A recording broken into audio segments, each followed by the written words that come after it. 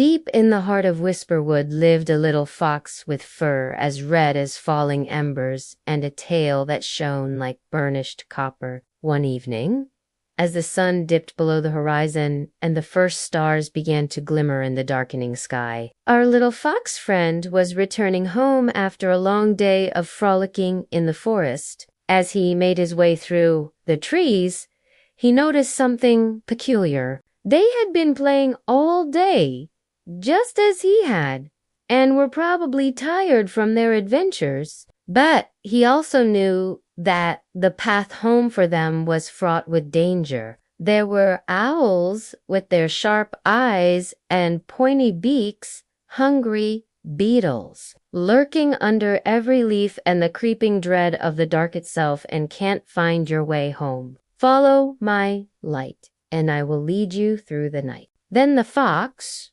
with the fireflies nestled securely in his net, began to walk towards the edge of the wood, where the first hint of dawn was beginning to paint the sky with soft pinks and gentle blues. And with a final burst of energy, the fox carried his lantern across the last few yards and set it down gently on a nearby stone. Then, with a wave of his tail and a twinkle in his eye, he watched as the fireflies tumbled out of the net and disappeared into their cozy homes. As they walked, the fox kept up a steady song, chasing away the fears of the night with his gentle melody until the trees thinned out and the meadow beyond came into view. And as if they had heard his call, the fireflies began to gather around him, drawn to the soft glow of the blossom like moths to a flame. They flew in from all directions, their tiny lights flickering with exhaustion and fear,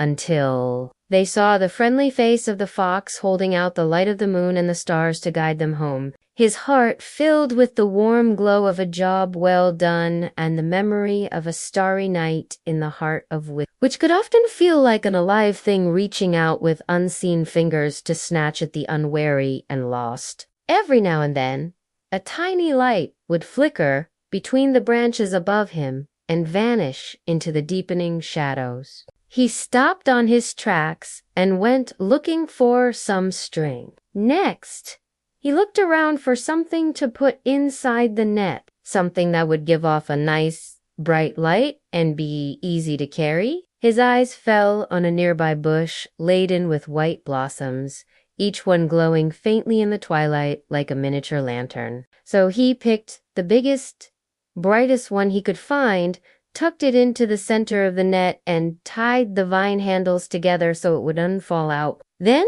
with his prize secured, he set off down the path, walking slowly and carefully so as not to startle or hurt any of the fireflies. Now, he wasn't sure exactly how he was going to fix this problem, but he was determined to help the poor little fireflies, and after rummaging around in the undergrowth for a bit, he found just what he was looking for, a long, sturdy vine. At first, he couldn't quite make out what they were, but as he walked on, he realized they were fireflies, hundreds of them, their little lights struggling against the encroaching darkness. Now, our little fox was a kind-hearted creature, and he knew that the fireflies were getting ready for bed. So our little fox did what any sensible and compassionate creature would do. Then,